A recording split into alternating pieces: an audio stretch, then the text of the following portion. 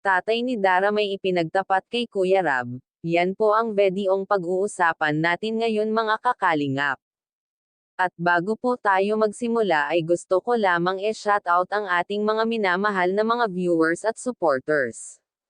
Tatay ni Dara nagtapat na nga kay Kuya Rab at hiling ko lamang po ay patapusin po muna ang aking kwento para malaman ang nilalaman nito.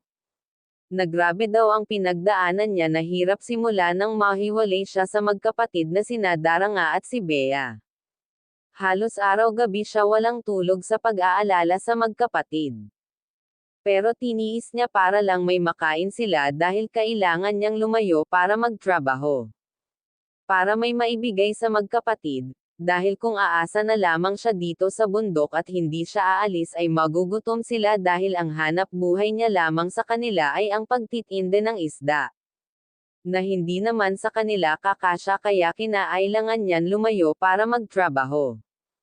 At ito ay ikinagulat ni Kuya Rab, dahil napakalongkot nga ng kwento nitong si Tatay Domingo at habang nagkukwento si Tatay ay sumimangot nga ang mukha ni Dara dahil nalungkot din ito sa kwento ng ama.